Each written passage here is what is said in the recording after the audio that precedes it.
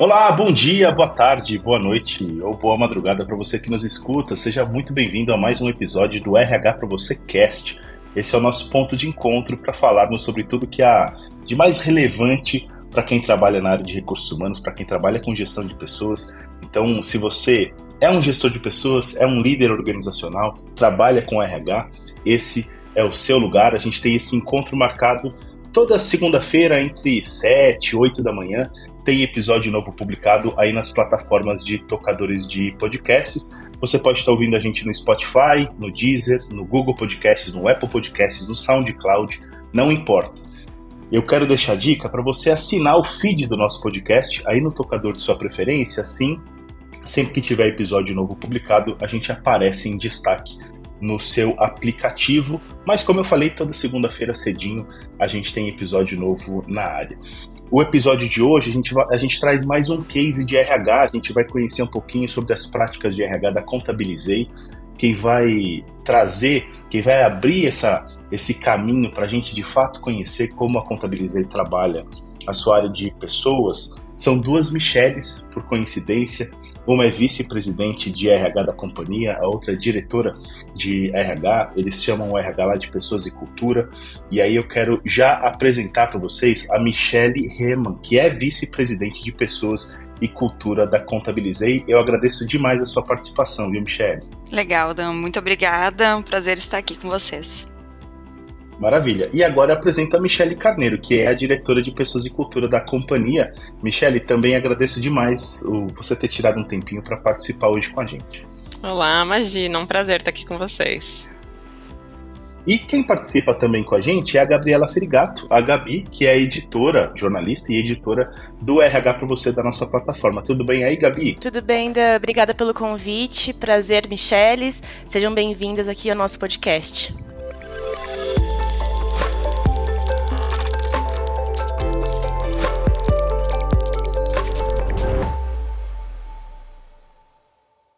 Bom, falar de cultura organizacional é sempre um desafio, é sempre um assunto instigante.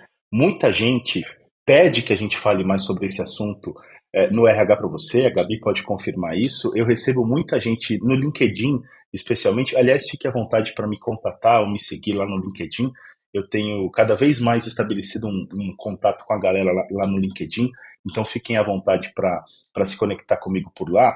E muitas dessas pessoas pedem para que a gente fale mais sobre cultura organizacional, e é justamente por isso que a gente selecionou esse case de RH para o dia de hoje, para o episódio de hoje, justamente para a gente poder se debruçar um pouquinho mais sobre o que uma cultura organizacional forte, bem definida, traz de bom para os negócios. São muitos os benefícios, a gente pode imaginar, mas vamos entender um pouquinho mais sobre isso na conversa tanto com Michelle Reman quanto Michelle Carneiro da Contabilizei. E aí eu queria começar a nossa conversa perguntando para a Michelle Reman, que é a vice-presidente de Pessoas e Cultura, da onde começou, Michelle, uma preocupação real relacionada à cultura na Contabilizei. Quer dizer, como é que esse assunto de fato começou a ser tratado na companhia a partir obviamente, da sua presença lá na organização? Queria que você falasse um pouquinho da relevância do tema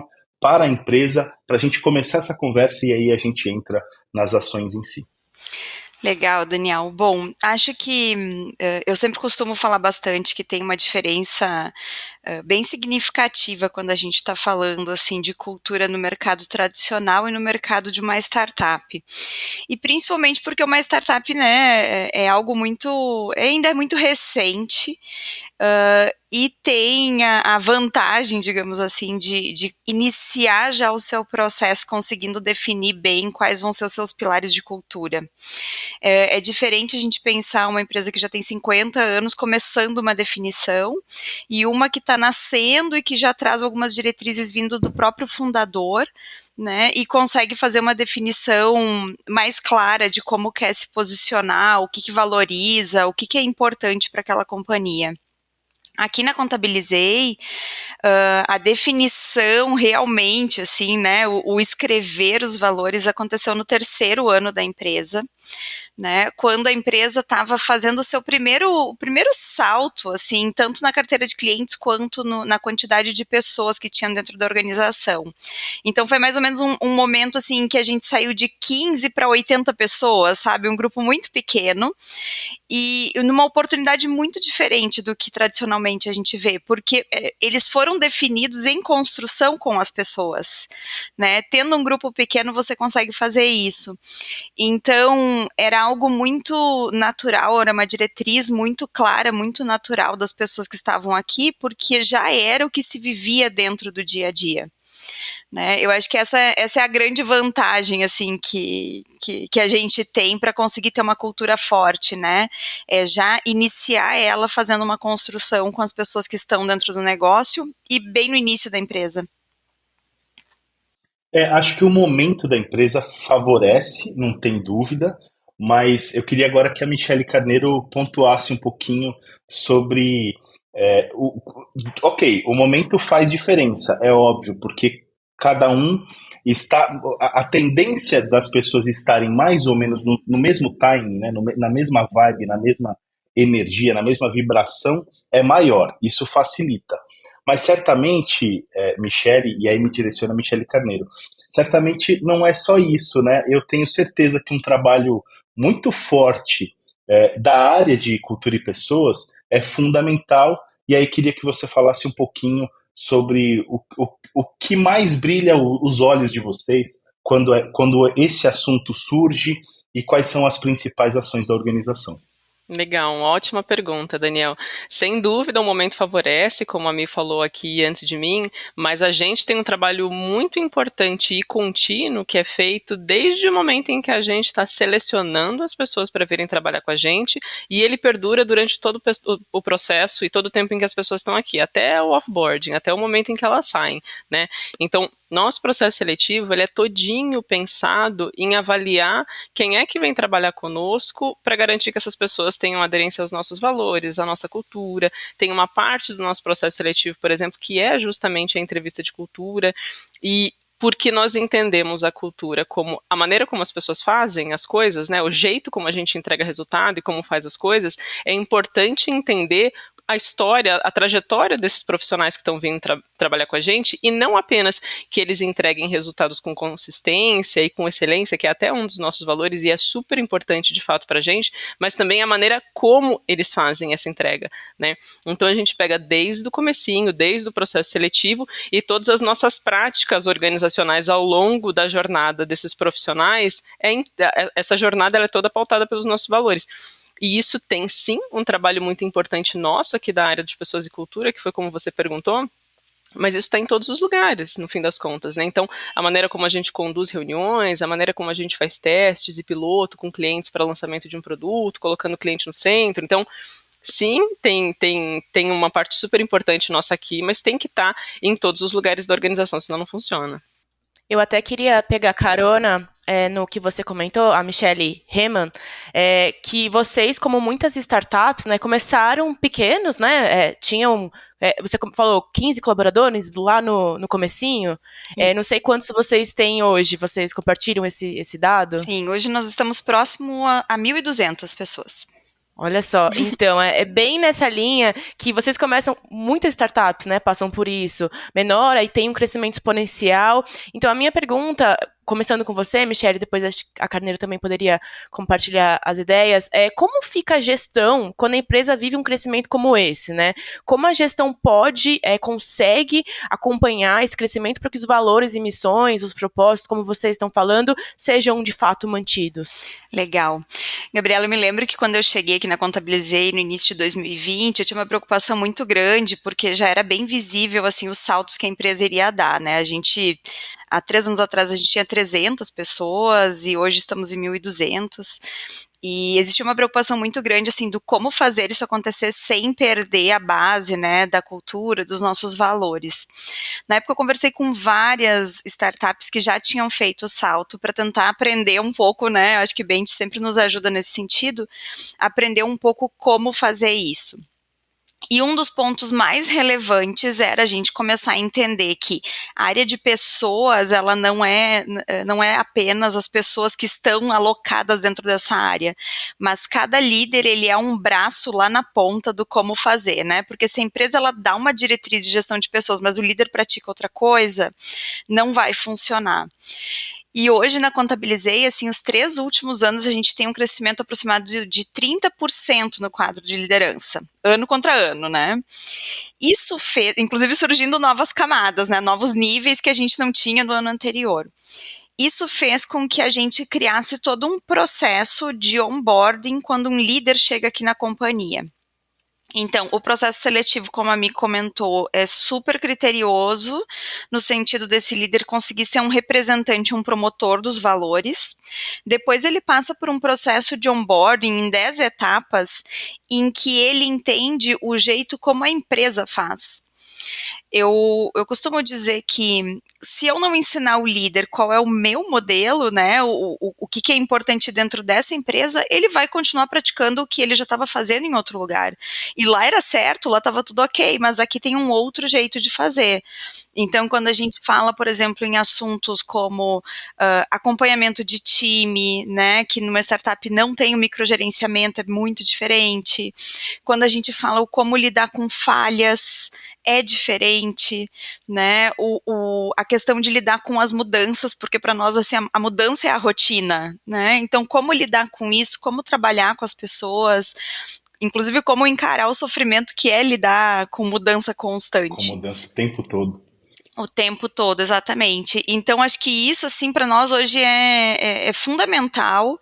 Eu acho que é uma prática, assim, que nos deu um outro ritmo de corrida, né? A gente costuma brincar muito aqui que não é uma corrida de 100 metros, é uma maratona. Então, você tem que estar o tempo todo pensando como é que você mantém os seus profissionais com consistência, né? Não adianta uma ação isolada, mas a consistência é o que faz a diferença.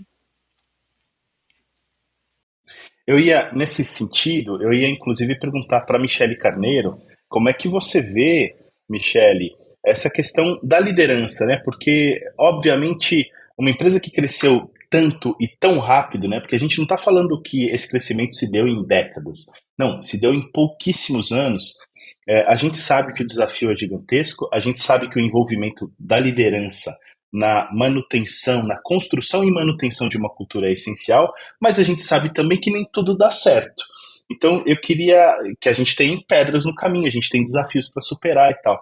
Então, eu queria, começando pela Michele Carneiro, mas convidando também Michele Reman para falar sobre isso, eu queria que vocês falassem um pouquinho dos erros a serem evitados, né? As pedras no caminho, quais foram os maiores desafios, e até para que o nosso ouvinte, o RH que está nos ouvindo, também possa se identificar ou possa se desvencilhar de alguns desses desafios. Quais são os erros a serem evitados, digamos assim?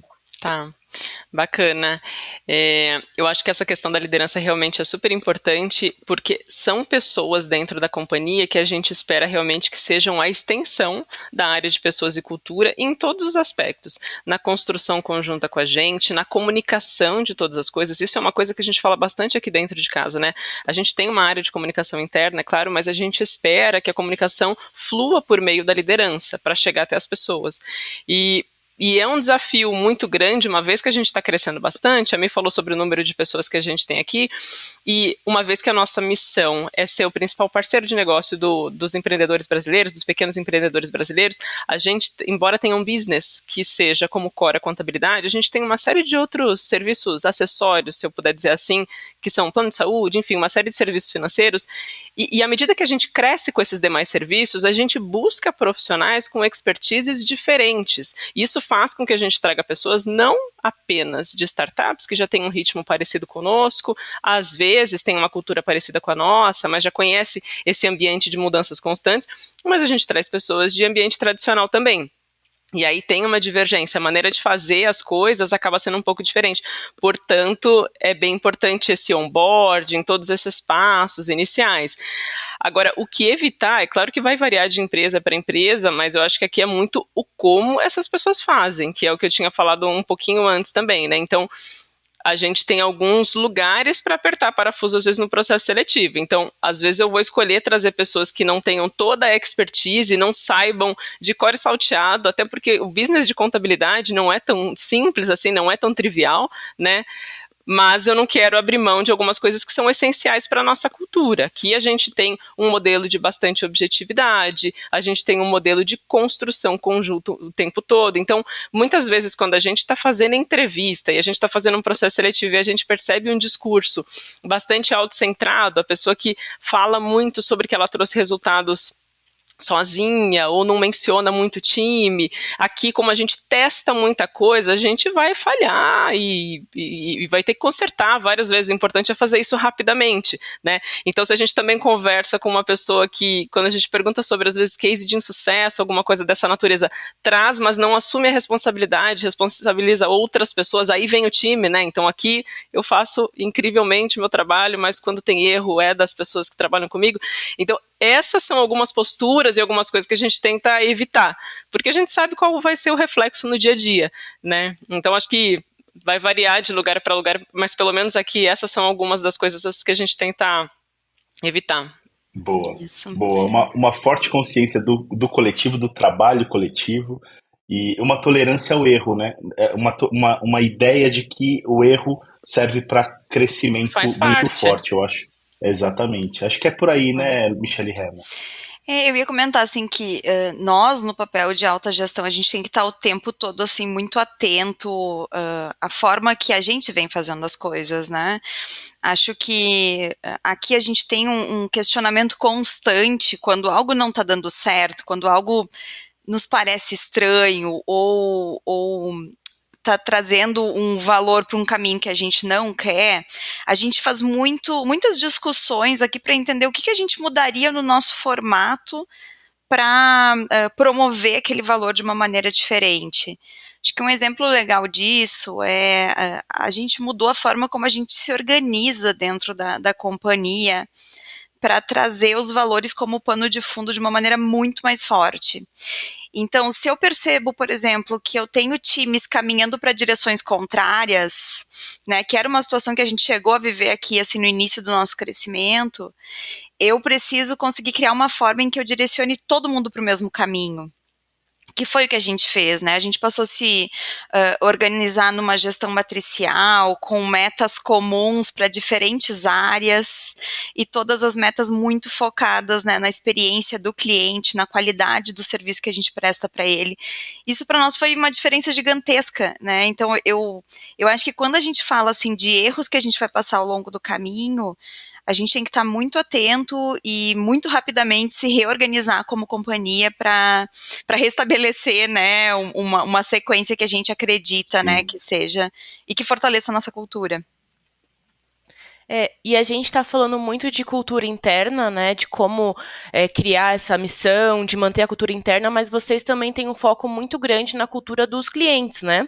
Tem uma proximidade com clientes e vocês têm o foco nos autônomos e pequenos empreendedores, né? Então eu queria perguntar para vocês, nessa experiência, se a atenção à cultura organizacional faz parte da estratégia desses profissionais, autônomos, pequenos empreendedores, na hora de montar um plano de negócio. Eles dão a devida atenção a isso, os principais erros, e você falou um pouquinho, Michele Riemann, no começo, de como montar uma cultura do zero. Então, assim, como eles podem ter essa atenção na hora de criar um plano de negócio, mas queria essa experiência de vocês de como esses pequenos empreendedores, autônomos, que é o foco da empresa, têm olhado para isso.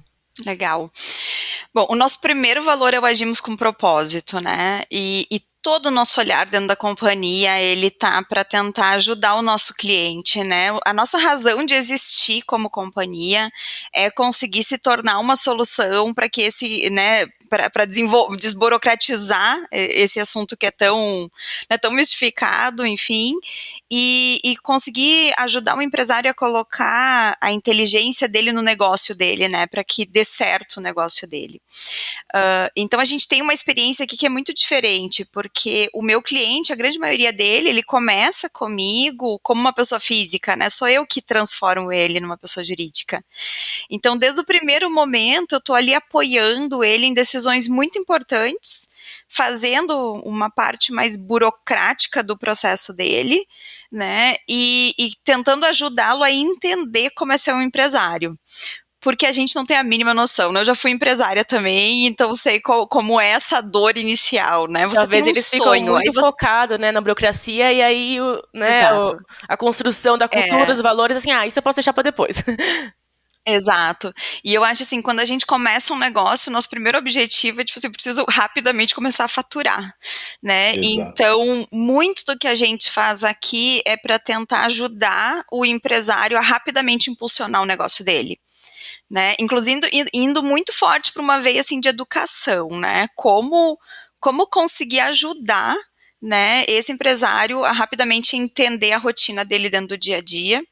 E nesse momento, inclusive, a gente está com um projeto novo muito legal, assim, já trabalhando em parceria com algumas faculdades para ajudar desde o momento em que você está lá estudando e nem sabe ainda se você vai ser um empresário, se não vai ser, enfim.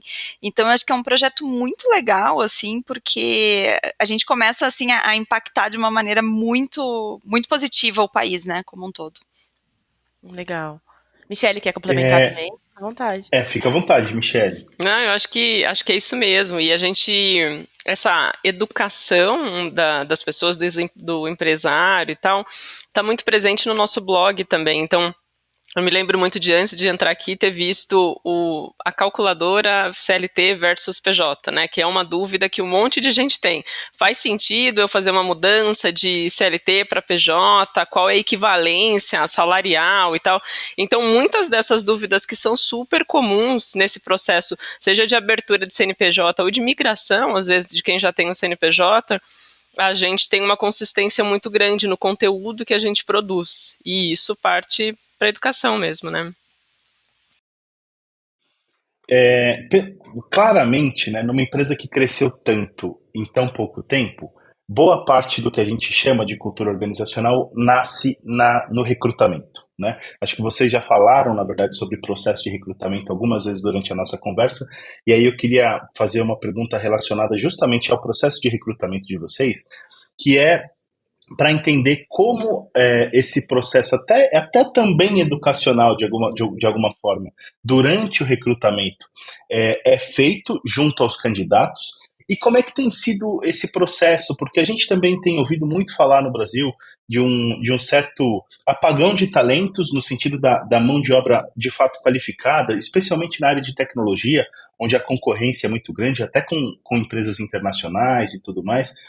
A gente ouve muito sobre uma escassez de mão de obra qualificada nesse segmento, e eu também queria aproveitar, eu estou fazendo 2 ou 3 perguntas em uma, mas é só para que a gente possa conversar. Também aproveitar a questão geracional, né, porque Michele Carneiro em algum momento citou, não a questão geracional, mas a questão de pessoas que vêm de empresas com uma cultura diferente ou mais tradicionais e tal, e tem alguma dificuldade de adaptação, e aí de cara eu lembrei de uma possível dificuldade de um conflito de gerações e tudo mais. Então eu queria que vocês falassem um pouquinho sobre o processo de recrutamento, a questão do apagão de talentos, como é que vocês percebem isso no segmento de vocês, e a questão geracional também, se vocês puderem. Só complementando a pergunta do Dan, pessoal, até uma frase, né, uma expressão que a gente usa muito do fit cultural, né, Dan, que você também tinha comentado, mas no processo, eu falo isso, me lembrei por causa da pergunta do processo seletivo, que é algo muito presente em processo seletivo, né, como entender o fit cultural. E até, assim, conversas com amigos que passam por processos seletivos, eles ficam com essa questão. É possível entender, de fato, no processo seletivo, se o fit cultural funciona? Como que eles analisam, assim, de forma tão rápida esse fit cultural? Às vezes ainda tem uma insegurança nesse fit cultural. Assim, como que as empresas conseguem sentir isso, avaliar isso de uma forma tão rápida, às vezes com um teste? Então, só para complementar aí essa reflexão se de fato vocês conseguem pegar logo no processo seletivo ou se é algo que vai além disso? Legal, eu acho que eu vou começar aqui e aí você vai me complementando aqui. O processo seletivo, a meu ver, ele é um match dos dois lados, né? Não é só a gente fazer uma busca intensa aí por um profissional que tenha fit cultural, para usar a palavra que você usou aí, Gabi, mas também a gente precisa garantir que a pessoa que está vindo para cá trabalhar com a gente queira viver esse ambiente de mudança constante, porque senão vira um sofrimento para uma pessoa que não quer viver esse modelo, né, de trabalho, de atuação. Então, acho que até antes do processo seletivo, a gente tem um trabalho bastante forte, tanto em marca empregadora, para explicar como é que é trabalhar aqui dentro, para dizer o que é contabilizar. Então, a gente trabalha muito falando, a gente tem artigos publicados por pessoas que trabalham aqui, a gente mostra como é que é o nosso ambiente de trabalho, a gente fala sobre os nossos valores, para que as pessoas tenham inicialmente esse contato e avaliem se isso está de acordo com o que elas estão buscando numa próxima oportunidade de trabalho, numa próxima experiência. Uma outra iniciativa legal que a gente faz dentro de casa é o programa de indicação.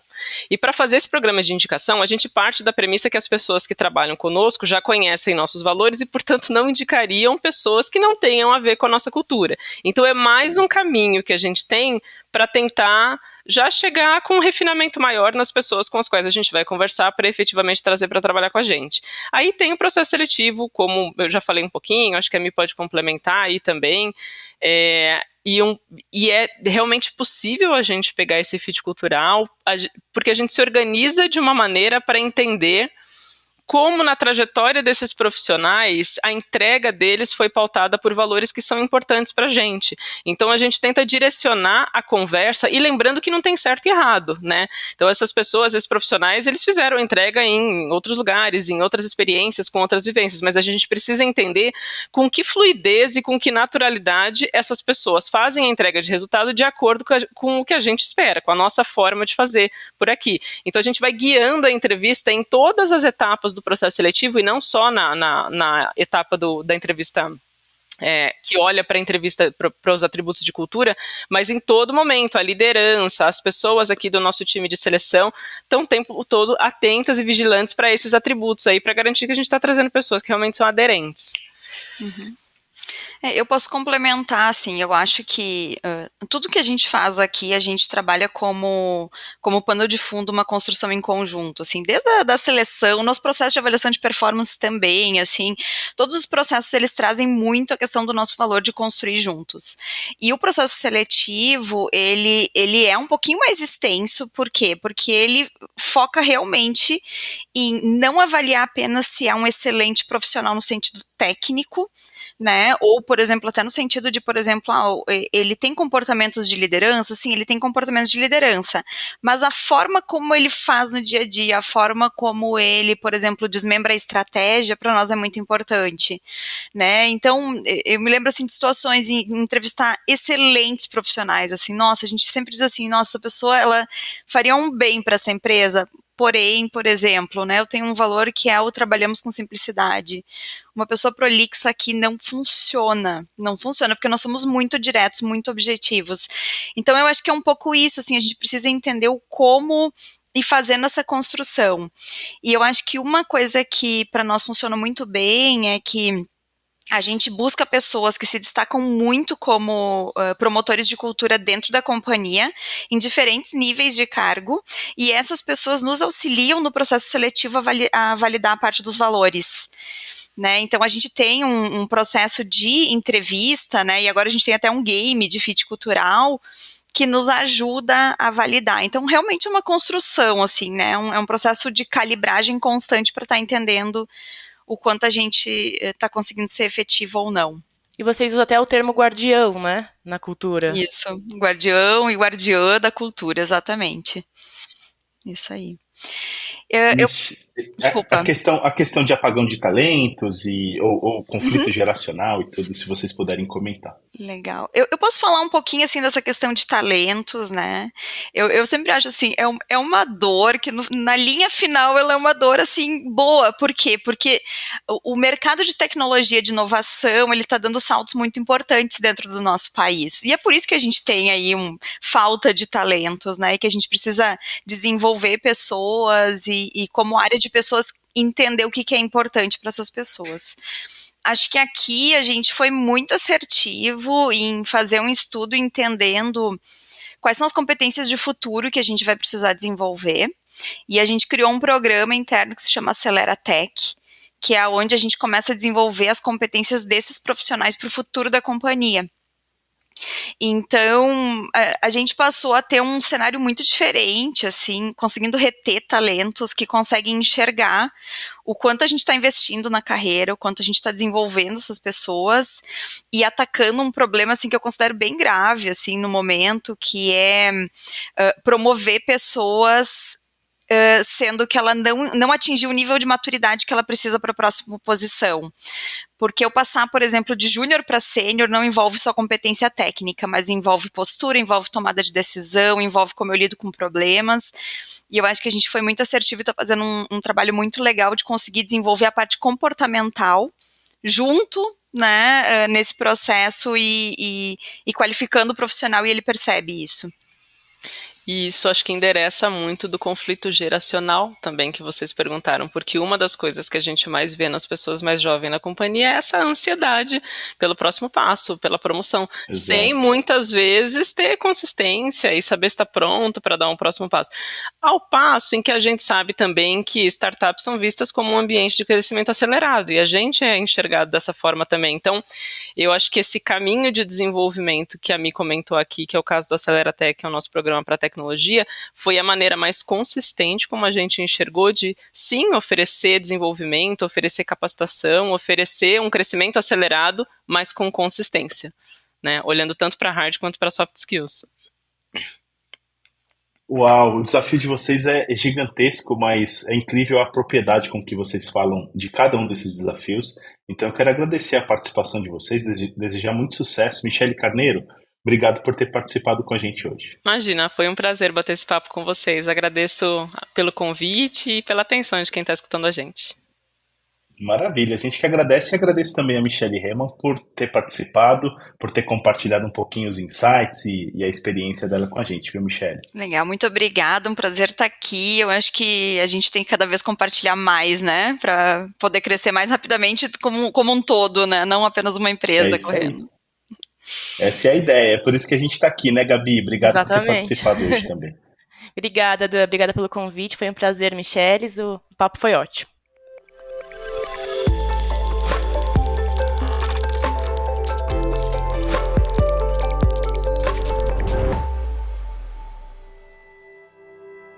E aí, curtiram o nosso bate-papo de hoje? Falamos com Michele Herman, que é vice-presidente de Pessoas e Cultura da Contabilizei, e falamos com Michele Carneiro, que é a diretora de Pessoas e Cultura da Contabilizei, da mesma companhia. E quem participou, quem me acompanhou nesse episódio foi a Gabriela Ferigato, editora do RH para Você, jornalista e editora do RH para Você.